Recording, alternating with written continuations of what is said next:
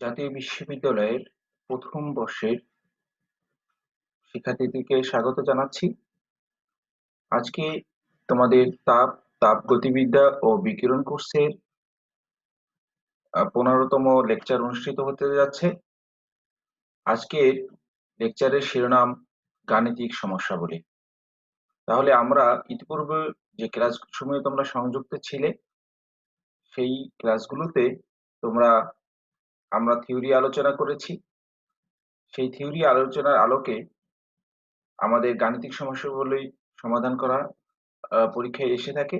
সেজন্য আমরা আজকে গাণিতিক সমস্যাগুলির সমাধানে চলে যাব। তাহলে শিক্ষার্থীরা, তোমরা ক্যালকুলেটর এবং খাতা কলম নিয়ে প্রস্তুত থাকো এবং প্রয়োজনীয় অংশগুলো তোমরা নোট করে নিবে। শিক্ষার্থীরা, আজকে যারা সংযুক্ত হতে পেরেছো তাদেরকে এখানে তালিকা দেয়া আছে। আজকের আলোচনার বিষয় তোমাদের ইতিমধ্যেই বলেছি যে গাণিতিক সমস্যাবলী, এটাকে আমরা দুটো ভাগে ভাগ করে নিতে পারি। একটা হলো সেট 1, সেখানে আমাদের ওয়ার্কআউট কিছু প্রবলেম গুলো নিয়ে আলোচনা করব, এবং দ্বিতীয় অংশে রয়েছে বিগত বছরের প্রশ্নগুলো। সেগুলো তোমরা বাসায় অনুশীলন করতে পারবে। সেগুলো নির্দেশনা আমি পরে দিয়ে দিব। শিক্ষার্থীবৃন্দ, আলোচনার ধারাবাহিকতায় আমাদের মাঝে প্রথমেই যে প্রথম সমস্যা বা প্রশ্নটি আসছে সেটা হলো, এখানে তোমাদের স্ক্রিনে দেখতে পাচ্ছ, এখানে লেখা আছে যে একটি প্রশ্ন, সেটা হলো বরফ বিন্দু, বাষ্পবিন্দু ও বাল্বে প্লাটিনাম রোধ থার্মোমিটারের তারে রোধ যথাক্রমে 2 ওহম, 4 ওহম ও 8 ওহম হলে বাল্বের তাপমাত্রা নির্ণয় করো। বাল্বের তাপমাত্রা যদি নির্ণয় করা দরকার হয়, সেখানে ডেল্টার মান দেয়া আছে 1.5। তোমরা নিশ্চয়ই আমার থিওরি ক্লাসে তোমরা সংযুক্ত ছিলে, সেখানে প্লাটিনাম রোধ থার্মোমিটারের কথা বলা আছে। আর এখানে যে প্রবলেমটির কথা আলোচনায় আসছে সেটা হচ্ছে প্লাটিনাম রোধ থার্মোমিটার সংশ্লিষ্ট বিষয়। তাহলে শিক্ষার্থীরা, আমরা এখানে যে বিষয়টি দেখতে পাইলাম, তাহলে এখান থেকে আমাদের যে প্রয়োজনীয় যে সূত্রটি রয়েছে সেই সূত্রটি হচ্ছে, এখানে তোমরা এখানে দেখতে পাচ্ছ, এখান থেকে আমরা এই সূত্রটিকে ব্যবহার করব। তাহলে এই সূত্রটিতে দেখো, আর R theta minus R naught by R 100 minus R theta, এটার দুই স্থির বিন্দুর জন্য একটি যে গাণিতিক সমীকরণ রয়েছে সেখান থেকে আমরা এটা পেয়ে যাই সূত্রটি। এখানে দেখো, আর নট, আর থিটা হচ্ছে কি, থিটা ডিগ্রি সেলসিয়াস তাপমাত্রায় রোধ, ঠিক আছে, এটা। আর আর নট এখানে আসলে 0, মানে বরফ বিন্দুতে রোধ, এবং আর 100 এটা স্টিম বিন্দুতে রোধ। এভাবে এখান থেকে আমরা প্রয়োজনীয় তাপমাত্রা পেতে পারি, কিন্তু এটাকে সংশোধন করার প্রয়োজন রয়েছে। সেক্ষেত্রে এটাও আমি থিওরিতে আলোচনা করেছি। সেক্ষেত্রে আমরা কারেকশন, থিটা কারেকশনে আমরা যেটা পাবো সেটা দেখো, এই সমীকরণটি বসিয়ে আমরা করতে পারবো। সেক্ষেত্রে আমরা থিটার মান জানা দরকার এবং ডেল্টার মান জানা দরকার এই আমাদের স্পেসিফিক থার্মোমিটারটির জন্য। তাহলে এইভাবে আমরা সূত্রটি প্রয়োগ করে আমাদের সমস্যাটি সমাধান করার চেষ্টা করছি। দেখো, এখানে প্রয়োজনীয় মানগুলো এভাবে তোমরা পরীক্ষায় আসলে এভাবে উল্লেখ করবে। রোধ, বড় বিন্দুতে রোধ এটা লেখো, লিখে নাও এভাবে। তো বাষ্প বিন্দুতে রোধ, সেটা এখানে অনেক ক্ষেত্রে এটাকে আর স্টিমও লিখতে পারো, আর এটাকে আর আইসও লিখতে পারো, তোমাদের ইচ্ছা যেভাবে সাজাতে পারো, কারণ এখানে আমরা এভাবে ধরেছি। আর বাল্বের প্লাটিনাম রোধ রোধ হচ্ছে আর থিটা, সেখানে এটা দেয়া আছে, এবং ডেল্টার মান দেয়া আছে আমাদের 1.5। সেক্ষেত্রে এটার মান 1.5, এটা বসিয়ে দিলাম। তাহলে এইগুলো হলো আমাদের প্রদত্ত তথ্য। আমাদের গাণিতিক সমস্যা থেকে প্রদত্ত তথ্যগুলো আমরা এভাবে নোট করে নেই। এরপরে শিক্ষার্থী বিন্দু, তোমরা দেখো, তাহলে আমাদের আমাদের যেটা কাঙ্ক্ষিত ফলাফল হওয়া দরকার, সেটার জন্য আমরা থিটা সি বের করব। তাহলে আমাদের সূত্রটি আমরা প্রয়োগ করি। আমাদের যে সূত্রটি আমরা দেখেছি, তাহলে সূত্র আমরা প্রথম সূত্রে মান বসিয়ে দিই। তাহলে মান বসিয়ে দিলে তোমরা সায়েন্টিফিক ক্যালকুলেটর ব্যবহার করে যেটা আমাদের অনুমোদিত সায়েন্টিফিক ক্যালকুলেটর রয়েছে, সেই ক্যালকুলেটর ব্যবহার করে তোমরা থিটার মান বের করতে পারবে। এখানে যে তথ্যগুলো দেয়ার দরকার সেগুলো সবই এখানে আ আমাদের দেয়া আছে। তাহলে আমাদের এখান থেকে আমাদের ক্যালকুলেটর চেপে দেখো যে আমাদের এই ফলাফলটি পাওয়া যায় 300 ডিগ্রি সেলসিয়াস। এখন আমাদের আ কারেকশন করতে হবে। তাহলে আমরা এইটা ১ম অংশের এইটা পেয়েছি। দেখো কোনো এই ক্ষেত্রে কোনো প্রশ্ন নেই। কারণ আমাদের সকল ডেটাই এখানে এভেইলেবল। এখন শিক্ষার্থীবৃন্দ, আমরা এরপরের যে অংশটি আমরা ১ম অংশ থেকে অংশটিকে আমরা কারেকশন করতে চাই আমাদের আ রেজাল্টটি পাওয়ার জন্য। সেক্ষেত্রে আমাদের আ থিটা সি এর মান আ মানে থিটার মানটা 300 পেয়েছিলাম, আগেই করেছি। এবার সূত্র বসিয়ে দিই। আ সেক্ষেত্রে আমাদের এই সূত্র বসিয়ে দিলে মানগুলো সূত্রে বসানোর পরে সেই সূত্রের আলোকে প্রয়োজনীয় মানগুলো বসিয়ে দিলে আমাদের সেই কাঙ্ক্ষিত ফলাফল, যেটি আমরা চাচ্ছি যে বাড়বে, আ রোধ কত, এই তাপমাত্রা কত, সেটা আমরা এখান থেকে পাবো। এই হলো বিষয়। আ শিক্ষার্থীরা, তাহলে আমাদের ১ম অঙ্কটি হয়ে গেল। তোমরা এভাবে যদি পরীক্ষায় আসে, তোমরা এভাবে তুমি অঙ্কটি, গাণিতিক সমস্যাগুলো করতে পারবে। সেক্ষেত্রে পূর্ণ নম্বর পেয়ে যাবে। এরপরে শিক্ষার্থীরা, আমাদের আরেকটি প্রশ্নে আমরা চলে যাচ্ছি। ২য় প্রশ্ন। আ ২য় প্রশ্নটি অবশ্য ২য় অধ্যায়ের রয়েছে। আমাদের সেখানে আমাদের তাহলে গতিতত্ত্বের অংশে, সেখানে যে সূত্রগুলো আছে সেগুলো আমাদের জানা এবং থিওরি আলোচনা তোমরা করেছো, আ অংশগ্রহণ করেছো। এখানে যে প্রশ্নটি দেয়া আছে সেটা হলো স্বাভাবিক তাপমাত্রা ও চাপে কোন গ্যাসের ঘনত্ব দেয়া আছে। ওকে? আ তাহলে ওই গ্যাসের অণুগুলোর আ গড় বর্গ বেগ নির্ণয় করো। তাহলে আরএমএস বেগ নির্ণয় করতে বলেছে। তাহলে আমাদের ঘনত্বের সাথে সংশ্লিষ্ট যে অঙ্কটি রয়েছে সেটা আমরা জানি। আ মানে সেই প্রশ্নটি, সেই সূত্রটিও আমাদের জানা আছে। আমাদের গ্যাস গতিতত্ত্বের যে সাধারণ সমীকরণটি রয়েছে আমরা আ জানি, PV = 1/3 mc²। সেখান থেকে আমরা এই সূত্রটি পেয়ে যাই। আ চা আ চাপের ক্ষেত্রে CRMS, তাহলে এখানে আমরা CRMS লিখতে পারো, অথবা না লিখে শুধু C ও লিখতে পারো। তাহলে এভাবে √3p/ρ, মানে ঘনত্ব। আর P হলো স্বাভাবিক তাপমাত্রা চাপে গ্যাসের চাপ। তাহলে এই ক্ষেত্রে আমরা যদি বের করি, তাহলে আমরা পরের অংশটি দেখি। তাহলে দেখি স্বাভাবিক চাপ আমাদের এটা জানা আছে। আমাদের স্বাভাবিক চাপ কত? আ P * 1.03 * 10⁵ প্যাসকেল। এখন এখান থেকে আমরা যদি বের করে যাই, তাহলে গ্যাসের ঘনত্ব রো ইকুয়াল টু, আমরা এখান থেকে লিখতে পারি। তোমরা এটা নিশ্চয়ই দেখতে পাচ্ছ। এটা ইকুয়াল সাইন দিয়ে দেই। তাহলে ইকুয়াল সাইনটা দেওয়ার পর রো ইকুয়াল টু 0.0892 কেজি/মিটার কিউব। তো গ্যাসের অণুগুলোর গড় বর্গবেগ, তাহলে সিআরএমএস, এভাবে লিখতে পারো সিআরএমএস, এভাবে লিখেও নিতে পারো, শুধু সি লিখলেও চলবে। তাহলে এভাবে সূত্র যদি বসিয়ে দিই, আমরা ক্যালকুলেটর ব্যবহার করে আমরা এই মানটা পেয়ে যাই। তাহলে শিক্ষার্থীরা, একদম সহজ। এই অঙ্কগুলো তোমরা উচ্চ মাধ্যমিক পর্যায়ে করেছো। আবারও তোমাদের প্র্যাকটিস করা থাকলে এই ধরনের প্রশ্নগুলো পরীক্ষায় আসলে থিওরির সাথে একেকটি অঙ্ক থাকতে পারে। সেই অঙ্কগুলো তোমরা করে পরীক্ষায় কাঙ্ক্ষিত ফলাফল অর্জন করতে পারবে। শিক্ষার্থীবৃন্দ, আ এরপরে আমাদের পরবর্তী আরেকটি প্রবলেম নিয়ে আসলাম। সেটি হচ্ছে, তোমরা এখানে স্ক্রিনে দেখতে পাচ্ছ যে 0 ডিগ্রি সেলসিয়াস তাপমাত্রায় অক্সিজেনের মূল গড় বর্গবেগ নির্ণয় করো। তাহলে আ এটা হলো তাপমাত্রা ছিল, আগেরটা চাপ, আ ঘনত্ব দেয়া ছিল।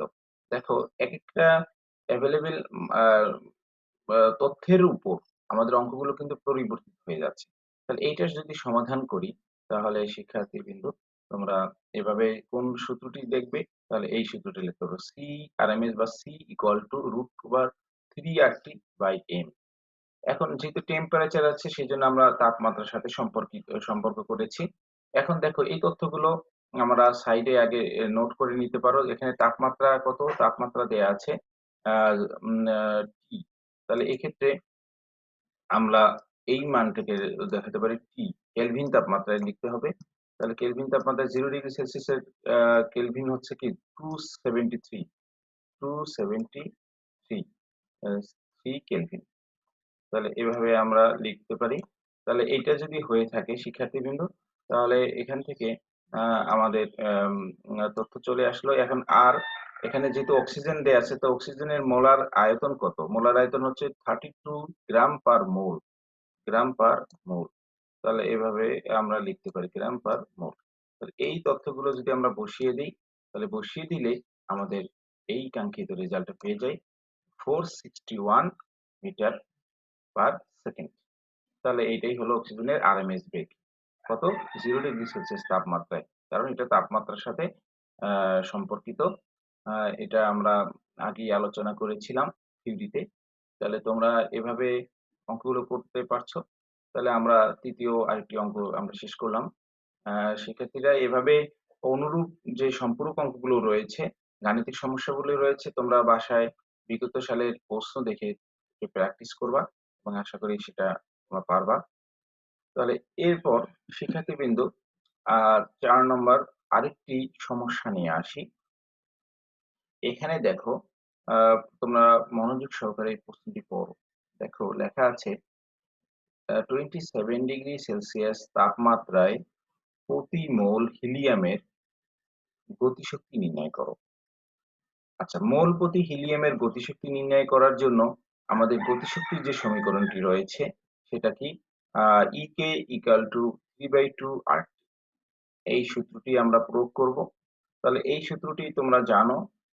আমাদের গতিতত্ত্বের যে সমীকরণটি রয়েছে সেখান থেকে আমরা এটা নিতে পারি। তাহলে এখান থেকে যদি হয়, এখন তোমাদের আগে যেহেতু তাপমাত্রা সম্পর্কিত তাপমাত্রার সাথে সম্পর্ক রয়েছে, সেহেতু আমাদের তাপমাত্রাটাকে কেলভিন তাপমাত্রায় রূপান্তর করে নিতে হবে সেলসিয়াসকে। তাহলে 27°C যে তাপমাত্রাটি রয়েছে 273 যোগ করে আমরা কেলভিন করে নিয়েছি। তাহলে কেলভিন যদি করি তাহলে সেক্ষেত্রে শিক্ষার্থীবৃন্দ আমাদের এক্ষেত্রে তাপমাত্রাটি আসে হচ্ছে যোগ করে 300 কেলভিন। 300 কেলভিন।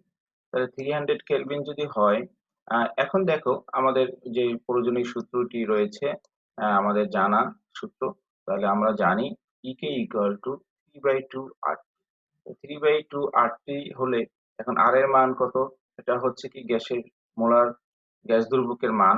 তোমরা এইটার মান জানো যে আর এর মানটা কত? 8.314 জুল পার মোল পার কেলভিন। এভাবে এককও বসিয়ে নিতে পারো। এখানে তোমরা এককটা লিখতে পারো। এককটা লেখাটা ভালো। কারণ তুমি তথ্যগুলো দিয়ে গতিশক্তির একক হলো জুল, এভাবে লিখে নিতে পারো। অথবা এখানে আ প্রত্যেকটা আলাদা, আলাদা করেও লিখতে পারো। সেক্ষেত্রে আমাদের কোনো সমস্যা নেই। তাহলে এভাবে লিখলে আমাদের ক্যালকুলেটর যদি ব্যবহার করো তাহলে আমাদের এই ফলাফল তোমরা পাবে। তোমরা শিক্ষার্থীবৃন্দ এখান থেকে তাহলে এইটাই হলো আমাদের কাঙ্ক্ষিত উত্তর। তাহলে শিক্ষার্থীবৃন্দ আমাদের এটুকু হয়ে গেল। এরপরে আমাদের যে মূল বিষয়টি সম্পর্কে আমাদের আলোচনায় আসবে, সেক্ষেত্রে আমরা দেখব যে আমাদের আরেকটি প্রশ্ন। সেক্ষেত্রে আমাদের আরেকটি প্রশ্নের যাচ্ছি। সেক্ষেত্রে আমাদের দেখো পরবর্তী ৫ নম্বরের যে প্রশ্নটি রয়েছে সেখানে দেখো, আগে প্রশ্নটি পড়ো মনোযোগ সহকারে, যে প্রতি ঘন মিটারে অণুর সংখ্যা একটি গ্যাসের প্রতি ঘনমিটার একটা গ্যাস পাত্রের প্রতি ঘনমিটারে অণুর সংখ্যা দেয়া আছে কত? 2.79 × 10⁻25 এবং ঘনমিটারে দেয়া আছে এবং অণুর ব্যাস দেয়া আছে 7.2 × 10⁻10 মিটার হবে। এখানে মিটার পড়েনি। মিটার মিটার হলে ওই গ্যাসের গড় মুক্ত পথ নির্ণয় করো। আচ্ছা, গড় মুক্ত পথ তোমাদের নিশ্চয়ই মনে আছে। গড় মুক্ত পথ কি? আহ, একটি গ্যাস অণু পরপর দুটি ধাক্কায় মধ্যবর্তী যে গড় দূরত্ব অতিক্রম করে তার মানকেই গড় মুক্ত পথ বলে। এখন এই গড় মুক্ত পথ নির্ণয় করার জন্য আমাদের সূত্র রয়েছে। সূত্র তোমরা জানো, 3টি সূত্র রয়েছে। প্রথম যে সূত্রটি রয়েছে তা ক্লজ এস এর সমীকরণ থেকে সমাধান করা যায়, অথবা তুমি সেখানে আমাদের এখানে ম্যাক্সওয়েলের বেগ বন্টন সূত্রের সাহায্যে বা ম্যাক্সওয়েলের সূত্রের সাহায্যে আমরা সেটাকে আবার সংশোধিত রূপেও প্রয়োগ করে থাকি, যাতে সেক্ষেত্রে এখানে নিচে যে কাঙ্ক্ষিত ফলাফল হবে তাকে 1/√2 দ্বারা ভাগ করে একটা ফলাফল পাই। এখন যদিও আমরা সেটা লিখে নিতে পারি যে এখানে ক্লসিয়াসের সমীকরণ থেকে পাই। তোমরা এভাবে করলেও অঙ্কটা হয়ে যাবে। কারণ তুমি যেকোনো একটি সূত্রের আশ্রয়ে অঙ্কটা করেছো, আলোকে করেছো।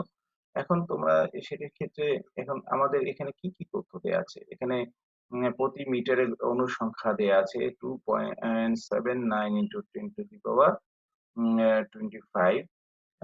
সেটা তোমরা করতে পারছো। তাহলে আমরা এই ক্ষেত্রে তোমাদের এই মানটা আছে। আর এক্ষেত্রে অণুর ব্যাস, আণবিক ব্যাস, অণুর ব্যাস মানে আণবিক ব্যাস। তোমাদের গড়মুক্ত পথের বিষয়গুলো নিশ্চয়ই জানা আছে যে এই গড়মুক্ত পথের জন্য যে অণুটি ধরা হয় এই অণুটির ব্যাস, কারণ অণুগুলো গোলাকার হয়, এজন্য আমরা এই ব্যাসকে বলা হয় আণবিক ব্যাস। আমরা ডি দ্বারা প্রকাশ করতে পারি। ডি দ্বারা যদি প্রকাশ করি, ডি এর মানটা এখানে দেয়া আছে। এভাবে আহ, তাহলে আগে মানগুলো আমরা প্রদত্ত যে মানগুলো আছে সেই মানগুলো আমরা উপস্থাপন করব। এরপরে এভাবে অণুগুলোর মানগুলো উপস্থাপন করে আমাদের যে কাঙ্ক্ষিত গ্যাসের গড় মুক্ত পথ নির্ণয় করার প্রয়োজন, সেই গড় মুক্ত পথ আমরা নির্ণয় করব। তাহলে এখন দেখো শিক্ষার্থীবৃন্দ, প্রতি ঘন মিটারে অণুর সংখ্যা দেওয়া আছে n = 2.79 × 10⁻25 এবং অণুর ব্যাস দেওয়া আছে, সেই মানটিও লেখা হলো। এভাবে করে এখন দেখো এই যে যে রাশিগুলো রয়েছে এন, ডি, ল্যামডা, তাহলে এখান থেকে আমরা যে সূত্রটি অ্যাভেলেবেল সূত্র পাচ্ছি সেটা ক্লসিয়াসের গড়মুক্ত পথের সমীকরণ ল্যামডা = 1/πd²n। এখানে এনটা কি? এনটা তোমরা স্মল এন ও ব্যবহার করতে পারো, আবার ক্যাপিটাল এন ও ব্যবহার করতে পারো। আর এখানে এনটা হচ্ছে প্রতি একক আয়তনে অণুর সংখ্যা। তাহলে এখানে সেন্টিমিটার হলে এভাবে মিটারে রূপান্তর করে নিতে হবে, কারণ রাশিগুলো এক জাতীয় হতে হবে এবং এসআই এককে রূপান্তর করে অঙ্কগুলো করা দরকার। তাহলে এইভাবে তথ্যগুলো যেগুলো আছে সেগুলো অ্যাভেলেবল সূত্রগুলো আমরা বসিয়ে দিই ক্যালকুলেটরে, তারপরে এবং ক্যালকুলেটরে করে তোমরা প্রয়োজনীয় স্টেপ নিয়ে অঙ্কগুলো করতে পারো। এখানে যদিও আমরা স্ক্রিনে সংক্ষিপ্তভাবে করেছি, কিন্তু তোমরা পরীক্ষার খাতায় আরো স্টেপ বাড়িয়ে নিয়ে অঙ্কগুলো করতে পারো ক্যালকুলেটরে ভেঙে ভেঙে। সেক্ষেত্রে তোমরা বাসায় এভাবে আহ, যেভাবে প্রস্তুতি নিবে সেভাবেই পরীক্ষা করার চেষ্টা করবে। আর সেক্ষেত্রে তোমরা পরীক্ষা হলে বিব্রতকর পরিস্থিতিতে পড়বে না। তাহলে এই যদি হয় তাহলে আমাদের এই ক্ষেত্রে এই ফলাফলটা পেয়ে গেলাম। তার গড়মুক্ত পথ হচ্ছে দূরত্ব, তার দূরত্বের একক হবে মিটার। তাই এই ক্ষেত্রে যে অঙ্কটি আমাদের এখানে দেয়া আছে, সরবরাহ করা হয়েছে, সেই অঙ্কটির ফলাফল হচ্ছে ল্যামডা = 1.585 ইন্টু 10⁻17 মিটার। ঠিক আছে? এভাবে লিখে আলাদা করে উত্তরটি তোমরা উত্তরপত্রে লিখবে। তাহলে অঙ্কের ক্ষেত্রে যে নম্বরটি বরাদ্দ রয়েছে সেই পূর্ণ নম্বরই তোমরা পাবে আশা করি। শিক্ষার্থীবৃন্দ, তাহলে এভাবে করে আমাদের আরেকটি প্রশ্ন সমাধান করলাম। এভাবে প্রশ্নগুলো তোমাদের যদি পরীক্ষায় আসে, অঙ্ক প্র্যাকটিস করে তোমরা খাতায় উপস্থাপন করবে। এরপরে শিক্ষার্থীবৃন্দ, আমি আরেকটি প্রশ্ন তোমাদের সামনে নিয়ে আসলাম। আম, সেক্ষেত্রে তোমরা প্রশ্নটি আগে মনোযোগ সহকারে পড়ো। এখানে কি দেয়া আছে? সেক্ষেত্রে দেখো 27°C তাপমাত্রায় কোনো একটি নির্দিষ্ট পরিমাণ গ্যাস হঠাৎ হঠাৎ প্রসারিত হলে দ্বিগুণ আয়তন লাভ করে এবং চূড়ান্ত তাপমাত্রা নির্ণয় করো। তাহলে এই যে প্রশ্নটি আমরা দেখতে পাচ্ছি, এই প্রশ্নটি কোন সংশ্লিষ্ট বিষয়ের উপরে, কোন টপিকের উপরে, কোন অধ্যায়ের উপরে, সেটা তোমরা আহ, অঙ্ক প্র্যাকটিস করা থাকলে সহজেই এটার উত্তর করতে পারবে। তোমরা দেখতে পাচ্ছ যে শিক্ষার্থীবৃন্দ, যে প্রশ্নটি তোমাদের এখানে দেয়া আছে সেটি কোন প্রশ্ন? আহ, এটা তাপগতিবিদ্যার প্রথম সূত্র সংশ্লিষ্ট বিষয়। আর এখানে যে কারণ এখানে তোমাদের যেহেতু হঠাৎ প্রসারিত করা হয়েছে, তো হঠাৎ প্রসারিত এই শব্দটি যখন থাকবে তাহলে এবং এটা দ্রুত হলে, হঠাৎ হলে কি দ্রুত হয়। আর এই বৈশিষ্ট্যটি কোন প্রক্রিয়ায় ধারণ করে? কারণ তাপগতীয় প্রক্রিয়া। আর এই তাপগতীয় প্রক্রিয়ার নাম হচ্ছে রুদ্ধতাপীয় প্রক্রিয়া। আচ্ছা, রুদ্ধতাপীয় প্রক্রিয়ার কথা কি তোমাদের মনে আছে কিনা শিক্ষার্থীবৃন্দ? আ তোমাদের নিশ্চয়ই মনে আছে আশা রাখি। সেক্ষেত্রে এটা হচ্ছে রুদ্ধতাপ যে এডিয়াবেটিক। এডিয়াবেটিক মানে হচ্ছে আ যে তাপ আ কোন যে যে প্রক্রিয়ায় সিস্টেমে তাপের আদান-প্রদান ঘটে না, তাকে আমরা বলছি রুদ্ধতাপ। তাহলে এখানে রুদ্ধতাপ প্রক্রিয়ায় তাপমাত্রা কত? 27 ডিগ্রি সেলসিয়াস। আর এক্ষেত্রে রুদ্ধতাপের প্রক্রিয়া যখন সংঘটিত হয় কোনো সিস্টেমের প্রক্রিয়াটি, তাহলে সেক্ষেত্রে আমাদের একটি অনুপাত গামা সিপি/সিভি। সিপি/সিভির কথা মনে আছে, মোলার গ্যাস আয়তন আ আপেক্ষিক তাপ। সেক্ষেত্রে সিপি সিপি/সিভি এটাই হচ্ছে অ্যাকচুয়ালি আসলে গামার মানটা আমাদের এই রুদ্ধতাপীয় প্রক্রিয়ার ক্ষেত্রে একটা গামা টার্ম আসে। এই মানটি 1 এখন দেখো এই 1.4 দেয়া আছে। তার মানে এটা বুঝতে হবে এটা কোন গ্যাস? এটা দ্বি-পারমাণবিক গ্যাস। মানে যে গ্যাসের পরমাণু সংখ্যা ২। আচ্ছা। এভাবে যদি আ গামার মানটা না দিয়ে গ্যাসের পরমাণু সংখ্যা উল্লেখ করা থাকে যে একটি দ্বি-পারমাণবিক গ্যাসের ক্ষেত্রে হয়, সেক্ষেত্রে তোমাদের কিন্তু এটা ধরে নিতে হবে। এই তথ্যগুলো হয়তো অঙ্কে নাও থাকতে পারে। তাহলে এইটা হলো বিষয় আমাদের আলোচনায়। তাহলে হঠাৎ প্রসারিত আর হঠাৎ কথাটা থাকলে রুদ্ধতাপীয় থাকবে। আর ধীরে, ধীরে হলে বা স্বাভাবিকভাবে হলে সেটা আমরা সমস্ত প্রক্রিয়া হিসেবে বিবেচনা করব।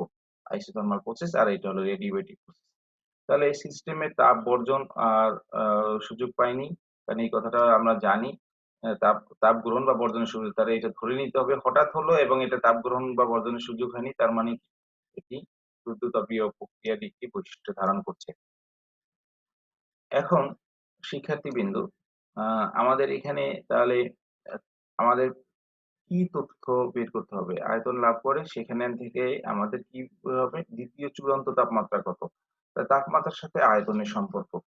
তাহলে তাপমাত্রার সাথে আয়তনের সম্পর্ক হলে আমরা জানি রুদ্ধতাপীয় প্রক্রিয়ায় টিভি গামা মাইনাস 1 ধ্রুবক। তাহলে এটা ১ম ক্ষেত্র এবং ২য় ক্ষেত্রে যদি রূপান্তর করি সূত্রটা আমাদের এই সূত্র। আমরা স্ক্রিনে দেখতে পাচ্ছি। তোমরা সূত্রটি নোট করে নিবে। তাহলে তাহলে আমাদের এখন এই সূত্রটা লিখে আমরা এখান থেকে কি বের করতে চাচ্ছি? চূড়ান্ত ২য় তাপমাত্রা T2 ইকুয়াল টু কত? T2 হলে আমরা এটাকে সরলীকরণ করে এভাবে সাজিয়ে নিই সূত্রটি। এখন সাজানোর পরে এখানে মানগুলো যদি আমরা বসিয়ে দিই, আ দ্বিগুণ হয়ে যায়। তাই দ্বিগুণ হলে ২য় তাপমাত্রা হলো 2V আর ১ম টা হলো V, দ্বিগুণ করে নিয়েছি। আর এখন আ প প্রাথমিক তাপমাত্রা দেয়া ছিল এখানে 27 ডিগ্রি সেলসিয়াস, এটাকে কেলভিনে রূপান্তর করে আমরা এটা উপস্থাপন করলাম। আ 273 যোগ করে। কিছুক্ষণ আগে আমি এই বিষয়টি নিয়ে তোমাদের দেখিয়েছিলাম। শিক্ষার্থীবৃন্দ, তাহলে আমাদের এক্ষেত্রে ফলাফল আসলো কি? আমরা এভাবে করে তাহলে আমরা এইখানে এই ভি আর এই ভি এর মানটা কেটে দেই। কেটে দিলে আমাদের এই ফলাফলটি আসে। তাহলে এখান থেকে এখন ওখানে আ এখানে গামা মাইনাস 1 তাহলে গামার মানটা যদি বসিয়ে দিই 1.4 মাইনাস 1 মানে 0.4 আসে। এখানে হলো তাহলে 1/2 তাহলে এখান থেকে আমরা ফলাফলটি 300 কেলভিন এটা লিখতে পারি। এখন এটা হওয়ার পর আমরা এখান থেকে ক্যালকুলেটর প্রেস করে এটা বের করতে পারি। দেখো শিক্ষার্থীবৃন্দ, আ আমাদের সূত্র যদি আমরা ঠিকমতো আমরা অনুধাবন করতে পারি যে কোন অঙ্কের জন্য কোন সূত্রটি, তাহলে কিন্তু আমাদের অঙ্ক করার জন্য কোনো প্রবলেম হচ্ছে না। এখন প্র্যাকটিসের বিষয় কারণ অঙ্কের নিউমেরিক্যাল ভ্যালু নিয়ে কাজ করতে হয়। সেক্ষেত্রে তোমাদের আ যদি বাসায় যথেষ্ট পরিমাণ অনুশীলন না থাকে, সেক্ষেত্রে পরীক্ষায় কিন্তু ভুল হওয়ার একটি আশঙ্কা রয়েছে। তাহলে এইজন্য তোমরা এই অঙ্কটি আমি নমুনা অঙ্ক হিসেবে তোমাদের দেখিয়ে দিচ্ছি। অনুরূপ যে অঙ্কগুলো রয়েছে, যেমন চাপের সাথে সম্পর্ক আছে, তারপর আয়তন চাপের সাথে এই বাকি যে অঙ্কগুলোর সূত্রগুলোর প্রয়োগ রয়েছে সেগুলো তোমরা সম্পর্ক অঙ্কগুলো করবে। এখন দেখো কেলভিন তাপমাত্রা কি রয়েছে সেক্ষেত্রে কিন্তু সেখানে কেলভিনকে আমরা আবার সেলসিয়াসেও রূপান্তর করে নিয়ে নিয়ে যেতে পারি। আ সেক্ষেত্রে আমরা এটা মাইনাস এই তাপমাত্রাটা পেয়ে যাই। তোমরা আ তাহলে এখান থেকে সেলসিয়াসেও দেখাতে পারো, কেলভিনও দেখাতে পারো। কোনো সমস্যা নেই। তোমাদের পরীক্ষায় যদি উল্লেখ করা না থাকে চূড়ান্ত তাপমাত্রা, তাহলে যে কোনো একটি আমাদের যে কোনো একটি স্কেলেই তা আমরা উপস্থাপন করে ফলাফল দেখাতে পারি। তাহলে আমাদের এই সংক্রান্ত বা প্রক্রিয়া সংক্রান্ত যে প্রবলেমটি সেটাও আমাদের আমরা করতে পারলাম। এরপর শিক্ষার্থীবৃন্দ, আমাদের আরেকটি প্রশ্নে আমরা চলে আসলাম। সেক্ষেত্রে তোমরা একটু মনোযোগ সহকারে আমাদের এই প্রশ্নটি তোমরা দেখতে স্ক্রিনে যে দেখতে পাচ্ছ সেটা মনোযোগ সহকারে আগে পড়ো। এখানে দেখো 0°C তাপমাত্রায় 200 গ্রাম বরফকে 60°C তাপমাত্রায় পানিতে পরিণত করা হলে এন্ট্রপির পরিবর্তন কত হবে? এন্ট্রপি পরিবর্তন কত হবে? শিক্ষার্থীবৃন্দ, এন্ট্রপি সম্পর্কে তোমাদের ধারণা আছে? এন্ট্রপি কাকে বলে? যে ভৌত রাশি রুদ্ধতাপীয় প্রক্রিয়ায় স্থির থাকে তাকে এন্ট্রপি বলে, অথবা তাপশক্তি কাজে রূপান্তরের অক্ষমতাই হলো এন্ট্রপি। আমরা বিশৃঙ্খলার পরিমাপক রূপে এন্ট্রপি শব্দটি ব্যবহার করে। এখন এই এন্ট্রপির ক্ষেত্রে আমাদের ক্যালকুলেশন করতে হবে। তাহলে এই রূপান্তরের প্রক্রিয়া বরফ থেকে পানিতে পরিণত হওয়ার যে প্রক্রিয়াটি, সেক্ষেত্রে আমাদের কয়টি স্টেপ রয়েছে সেটা আমাদের ধারণা করতে হবে। তাহলে সেক্ষেত্রে আমাদের এন্ট্রপির যে সূত্রটি রয়েছে, তাহলে আমরা জানি ds dq by t, ds equal to dq divided by t, এভাবে। এখন এই যে তাপ শক্তির পরিমাণটা ওই নির্দিষ্ট তাপমাত্রায় রূপান্তর হচ্ছে, তাহলে এখানে খেয়াল রাখতে হবে যে স্টেপ কয়টি। তাই 0°C তাপমাত্রার 200 গ্রাম বরফকে 60°, তাহলে এটার স্টেপ হলো দুটি। একটা হলো এই হলো বরফ, তাহলে এটা হলো বরফ থেকে 0° পানি হবে, 0° পানি হবে, 0° পানি থেকে আবার 60° পানি হবে। এই তাহলে স্টেপ হলো একটা আর একটা, দুইটা স্টেপ। তাহলে দুইটা স্টেপে তাপের এখানে সুপ্ত তাপ গ্রহণ করে, তাহলে এই সুপ্ত তাপের এই অংশটা আমাকে রূপান্তর করতে হবে যে কতটুকু, এটা একটা স্টেপের এন্ট্রপির পরিবর্তন হবে, আর এই একটা স্টেপে এন্ট্রপির পরিবর্তন হবে। সেক্ষেত্রে কিন্তু বুঝতে পারছো মনে হয়। এখানে দুইটা প্রশ্ন হয়তো এখানে একটু বুঝতে সমস্যা হতে পারে। এখানে দেখো প্রথম যে স্টেপটি রয়েছে 0° বরফ থেকে 0° পানি করতে হবে ওই নির্দিষ্ট পরিমাণ বরফ। তাহলে আমাদের এই সমাধানের ক্ষেত্রে আমাদের স্টেপ 1 আমরা এইভাবে ভাগ করতে পারি, ধাপ 1। তাহলে এটার ক্ষেত্রে আমরা কি করব, 0°C তাপমাত্রার 200 গ্রাম বরফকে 0°C তাপমাত্রা 200 গ্রাম পানিতে পরিণত করতে এন্ট্রপির পরিবর্তন, এভাবে আমরা সাজাতে পারি।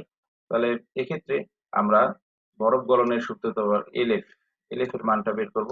তাহলে এলএফ এর মানটা আমরা প্রয়োগ করব। সেক্ষেত্রে আমরা আপেক্ষিক তাপটা আমরা জানি, এখানে আপেক্ষিক তাপ সুপ্ত তাপ, তাহলে বরফ গলনের আপেক্ষিক সুপ্ত তাপ এখানে দেয়া আছে।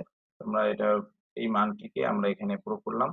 তাহলে প্রয়োগ করলে আমাদের এটা হলো তাপ শক্তি, সুপ্ত তাপ গ্রহণ করে যে পরিমাণ তাপ শক্তি লাগবে, এবং সেখানে গলনাঙ্কের যে তাপমাত্রা 0°C তাপমাত্রা মানে 273 কেলভিন, এই মানটি যদি বসিয়ে দিই, তাহলে প্রথম স্টেপে এন্ট্রপির যে পরিবর্তন হবে সেই মানটি আমরা এখানে দেখাতে পারলাম শিক্ষার্থীবৃন্দ।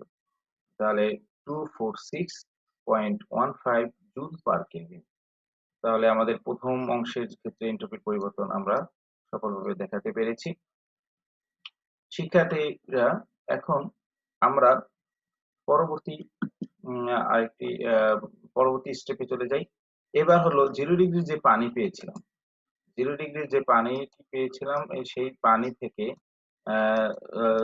60° পানিতে রূপান্তরিত করব। তাহলে 0°C ওয়াটার থেকে 60° ওয়াটার, এখানে 60 জায়গায় অন্য মানগুলো থাকলে তোমরা আশা করি করতে পারবে। তাহলে এই রূপান্তরটা যদি আমরা করি, তাহলে সেক্ষেত্রে আমরা তাপমাত্রার পরিবর্তন হয়েছে, আগের বার হয়েছে অবস্থার পরিবর্তন, এক্ষেত্রে হয়েছে তাপমাত্রার পরিবর্তন। তাহলে তাপমাত্রার পরিবর্তন যখন হয়, সেক্ষেত্রে আমাদের পরিবর্তন প্রবলেমটা হচ্ছে। তাহলে আমরা এখানে স্টেপ 2 তে দেখাতে পারি, 2 নম্বর স্টেপে। তাহলে লিখতে পারি 0°C তাপমাত্রার 60°C 60°C তাপমাত্রা পানিতে পরিণত করতে এনট্রপি পরিবর্তন। তাহলে ডিএস, তাহলে এখানে শুধু এই রকমেরই একটি প্রবলেম কিন্তু আমরা আলোচনায় নিয়ে আসতে পারি। এইটুকু থিওরি আলোচনার মধ্যে এভাবেও থাকতে পারে যে দুইটা নির্দিষ্ট তাপমাত্রার ক্ষেত্রে এনট্রপির পরিবর্তনের হিসাবটা দেখাও। তাহলে এক্ষেত্রে T1 T2, তাহলে এখানে তাপমাত্রা পরিবর্তন। এখন দেখো, যেহেতু তাপমাত্রা পরিবর্তন হয় সেক্ষেত্রে আমরা এই সূত্রটি প্রয়োগ করতে পারি। এখানে দেয়া আছে সূত্রটি এভাবে লেখা যায় dQ2, তাহলে এক্ষেত্রে dQ = mS/dT। এটা বসিয়ে দিলে আমরা যদি ক্যালকুলাসের সাহায্যে এটাকে সমাধান করি তাহলে ln T আসে। তাহলে এভাবে ln T কে আমরা সিম্পলিফাই করে এভাবে লিখতে পারি। এটাই হলো আমাদের এই ক্ষেত্রে প্রবলেমটা। এখন এটা যখন করা হলো, এখন শিক্ষার্থীবৃন্দ আমাদের প্রয়োজনীয় মানগুলো বসিয়ে দিই। এখন 0°C তাপমাত্রায় হলো T1 আর 60° হলো দ্বিতীয়টা, তাহলে দ্বিতীয়টা 273 যোগ করলে এটা কেলভিনে রূপান্তর করে করার প্রয়োজন। তাহলে কেলভিনে যদি রূপান্তর করি তাহলে এখানে T2 এর মান আমরা পাচ্ছি কত, ln 333, আর এখানে পাচ্ছি ln 273। এই মানগুলো যদি বসিয়ে দিই এক্ষেত্রে আমাদের দ্বিতীয় ধাপের ক্ষেত্রে অর্থাৎ 0°C তাপমাত্রার বরফ থেকে 60°C তাপমাত্রার পানিতে পরিণত করতে, বরফ না, এখানে তাপমাত্রা পানি ছিল, যে কারণে আমরা আগে বরফটা রূপান্তর করে পানি ফেলেছি। তাহলে সেক্ষেত্রে আমরা এভাবে এনট্রপি পরিবর্তনের মানটা পেয়ে যাই, ক্যালকুলেটর ব্যবহার করে এই মানটা পাবো। তাহলে আমরা প্রথম ক্ষেত্রে পেয়েছিলাম DS1, সেটা হলো 0°C বরফ থেকে 0°C তাপমাত্রা পানিতে রূপান্তর করতে এনট্রপির পরিবর্তন, সেটা পেলাম 46.15 জুল পার কেলভিন। আর দ্বিতীয় অংশের জন্য আমরা পেয়েছি 166.88 জুল পার কেলভিন। এক্ষেত্রে আমরা দেখলাম যে শুদ্ধতাপী অংশটা বেশি লেগেছিল, কারণ 0° বরফ থেকে 0° পানি করতে তাপটা বেশি গ্রহণ করেছে। এভাবে করে যে মোট এনট্রপির যে পরিবর্তন পাবো সেটা হচ্ছে 13.03 জুল পার কেলভিন। শিক্ষার্থীবৃন্দ, তাহলে আমরা এটা কি করতে সক্ষম হলাম যে দুইটা একটি আহ, শুধু দ্বিতীয় অংশ নিয়েও কিন্তু একটা অঙ্ক হতে পারে, প্রথম অংশ নিয়ে অঙ্ক হতে পারে। এখানে দুটি অংশ নিয়ে দেখালাম। এবার এই অনুরূপ ভাবে বাষ্প যদি রূপান্তর করে সেক্ষেত্রে বাষ্পীয় সূক্ষ্মতাপ গ্রহণ করবে, সেই ক্ষেত্রেও তোমরা এভাবে করতে পারবে আশা রাখি। তাহলে আমাদের এই প্রশ্নটিও সমাধান করতে পারলাম। তোমরা অনুরূপ যে প্রশ্নগুলো পাবে উদাহরণে এবং অনুশীলনীতে সেগুলো তোমরা করবে, এটাই আমার প্রত্যাশা। তাহলে আজকে আমাদের যে গাণিতিক সমস্যাগুলো, যে আমরা মোট 7টি প্রবলেম এখানে সমাধান করলাম আমাদের এই নির্দিষ্ট সময়ের মধ্যে। তোমরা বাকি যে অধ্যায়গুলো রয়েছে সেই অধ্যায়ে ম্যাথমেটিক্যাল সমস্যাগুলো রয়েছে, এই যে নিউমেরিক্যাল ভ্যালুর অঙ্কগুলো আমরা আজকে সমাধান করলাম, তোমরা বাকিগুলো করবে। শিক্ষার্থীবৃন্দ, তোমাদের আজকে আমার যে বাড়ির কাজটি আমি দিয়ে দিচ্ছি সেটা হলো বিগত বছরের যে জাতীয় বিশ্ববিদ্যালয়ের অঙ্কগুলো এসেছে সেই অঙ্কগুলো তোমরা সমাধান করবা। এখানে 5 বছরের কথা বলা আছে, সেখানে অঙ্ক যেহেতু নিউমেরিক্যাল ভ্যালুতে জাতীয় বিশ্ববিদ্যালয়ের অঙ্কগুলো একটু কম আসে, যাই হোক তাও তোমরা লিস্ট করে বছর ভিত্তিকে আলাদা করে সেগুলো সমাধান করবা। এক্ষেত্রে তোমাদের যে প্রয়োজনীয় আমার একটি পরামর্শ হলো, তোমরা সেই সূত্রগুলোকে আহ একত্রে অধ্যায় ভিত্তিক করে সাজিয়ে নিবে, যাতে সূত্রগুলো ঠিকমতো প্রয়োগ করতে পারো এবং সেক্ষেত্রে বিব্রতকর পরিস্থিতিতে না পড়ো। এই হলো আমার পরামর্শ। এই পর্যন্ত তোমরা ভালো থাকো এবং নিয়মিত তোমরা অনুশীলনের মাধ্যমে তোমাদের এই কোর্সটিকে সহজ করে তোমাদের কাছে আসুক এবং তোমরা কাঙ্ক্ষিত ফলাফল অর্জন করতে পারো। সকলের সুস্বাস্থ্য এবং সফলতা কামনা করে ধন্যবাদ জানিয়ে শেষ করছি।